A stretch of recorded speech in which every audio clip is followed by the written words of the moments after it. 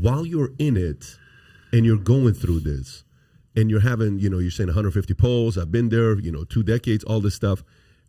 What do you know on the inside of the involvement of Biden's, what they were doing, Hunter and his father? Well, did I know that he was nosing around in Ukrainian business? Yes. Did I know what he was doing? No. Did I care? No. Why? I mean, because I was working with the Obama administration. I mean, the Obama administration, the Obama embassy in Kiev, needed my help. I mean, one of Obama's first major international victories was getting all of the nuclear fission waste product out of Ukraine.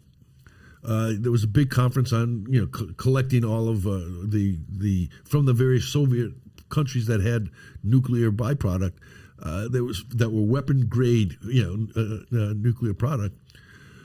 Obama and the West was trying to put it all under control of the West, and Russia was totally against it. And Yanukovych, in his first year as president, sat down with the Obama administration and got the deal done, with huge objections being expressed by Putin and I think it was Medvedev at the time in Russia, and so I was working with the embassy on a regular basis. Whenever the embassy in Kiev, U.S. embassy in Kiev, had a problem for U.S. business companies or for something that was going on politically that they disagreed with what was happening, they'd reach out to me, and I would work as an ombudsman, if you will, with them and every one of the ambassadors. And mundane things as getting Jeff Pyatt's dog into the country because he couldn't get it into the country. That's a big deal, though. To him it was. to working with them to make sure the international observers got to go to every district to watch election results as they wanted to. And so... By the way, you're saying this is under the Obama administration. This is the Obama administration. Yeah, Obama and who was Secretary of State at that time? Hillary Clinton. Okay. Yeah, who reset the Russian-U.S. relationship. Right. The button that she couldn't even press correctly to reset the relationship. I mean, so when you hear Rachel Maddow and people talk about, I was working with this Russian oligarch in 2005, 6, and 7, because that's when I worked with him, who's very close to Putin now, but wasn't then, and wasn't part of it then. It's no different than when Obama became president. And I was working, Obama set the reset with Russia, not Paul Manafort.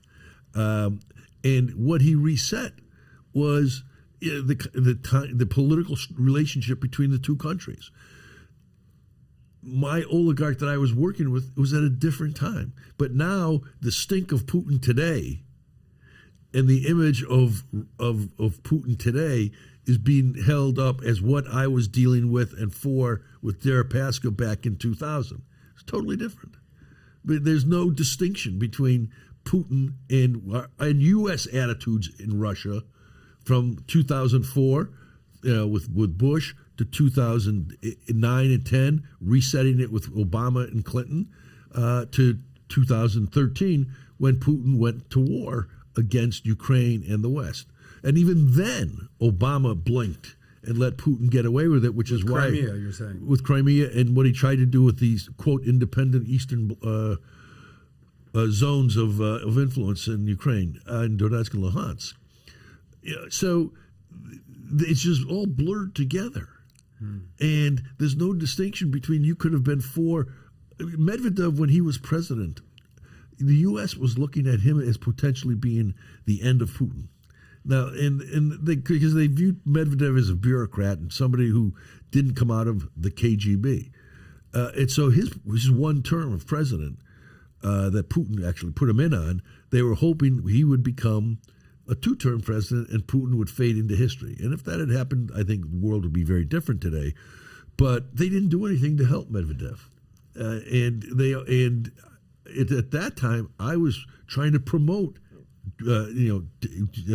Western foreign policy because I saw the difference between Medvedev and Putin and how that could impact the world, but also more importantly, from my vision at that time, Ukraine. Wasn't Medvedev the individual who Obama got caught with a hot mic? Correct. Isn't that the conversation? Yeah. So what Give was me the? space. So what are your thoughts on what happened there? Well, I mean, that's another part of the hypocrisy of the attacks against me.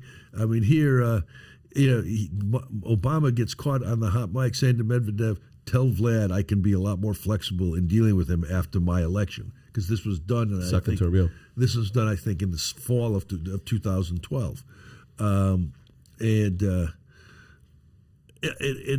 Obama meant it. He wanted to be more flexible and broaden relationships.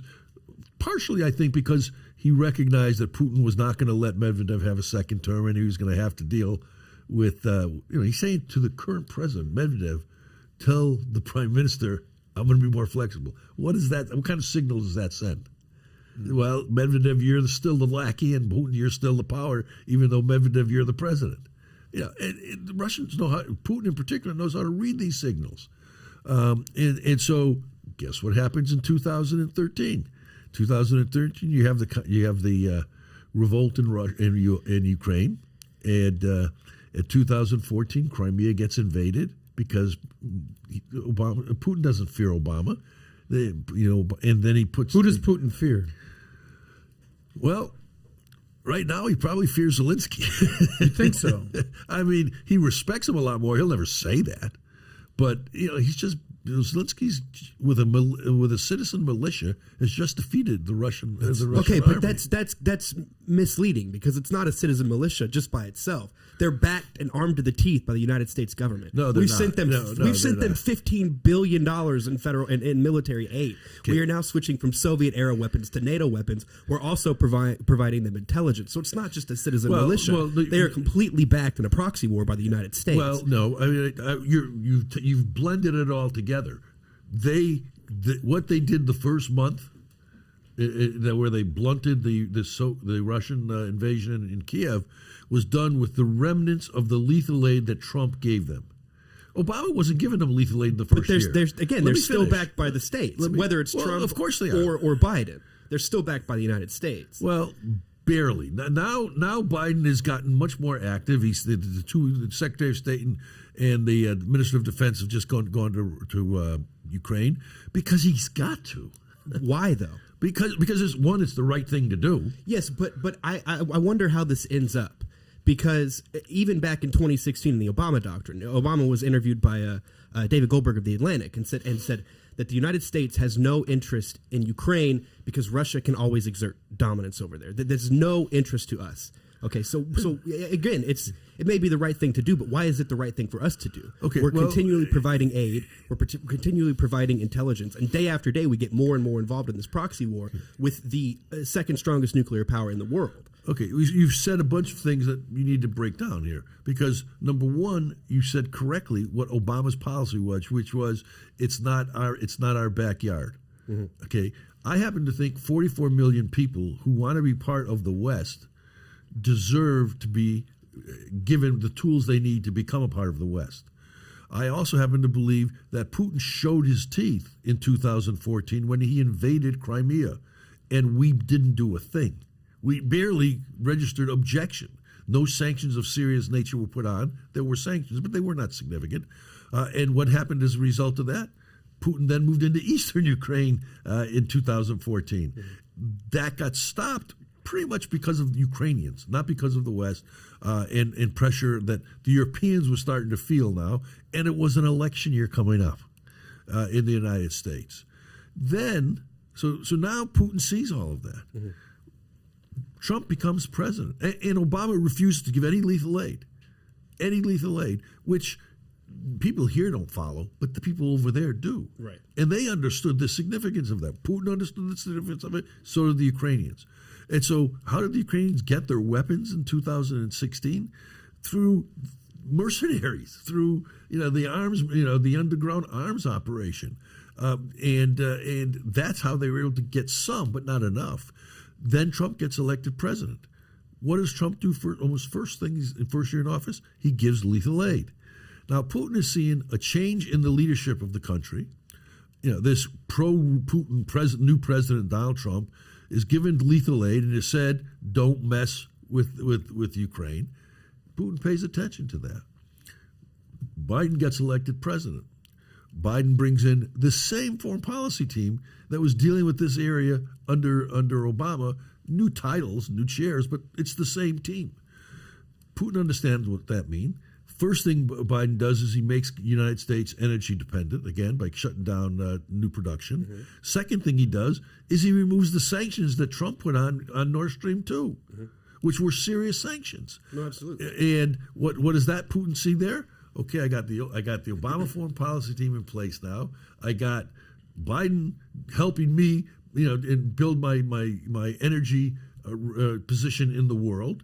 And because the U.S. is going to be becoming a net importer, the extra flow of gas is coming from Russia through third parties, which means he's making billions of dollars more to funnel his war machine in Moscow.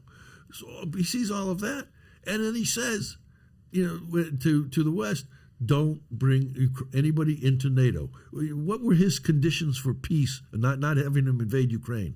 He wanted the commitment that Ukraine would not be part of NATO. Well, Ukraine said they were not prepared to be a part of NATO. They were never going to be a part of NATO. So that wasn't an issue. But then he said, and I want all NATO country borders with Western NATO troops to go back to 1997. Mm-hmm. You know what 1997 was? That's when the Soviet Union basically fell apart. And so what he was saying is he wants no NATO troops in any of Eastern and Central Europe, and also in the Baltics. He wants to pull back on the Latvia and Estonia.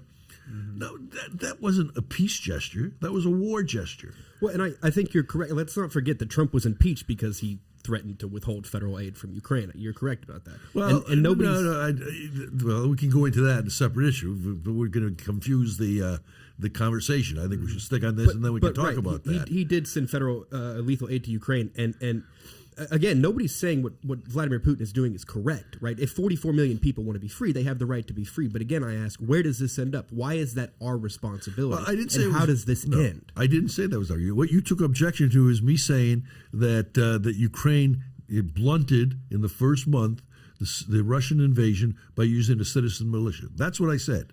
Well, that's what I said. And what you didn't, I didn't get a chance to, but now I'll give you a chance to become relevant on your comment, to say that what the West should have been doing from that point was facilitating what Ukraine needed in order to defend themselves, because we are committed to freedom and democracy. And you're talking about 44 million people who are dealing. I'm not saying we should have put troops in there.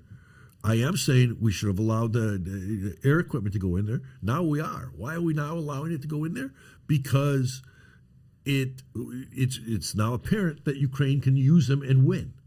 But back then, we didn't want to get drawn in. Why? Because Putin was threatening us, like he's now threatening us with nuclear weapons. Putin is a bully.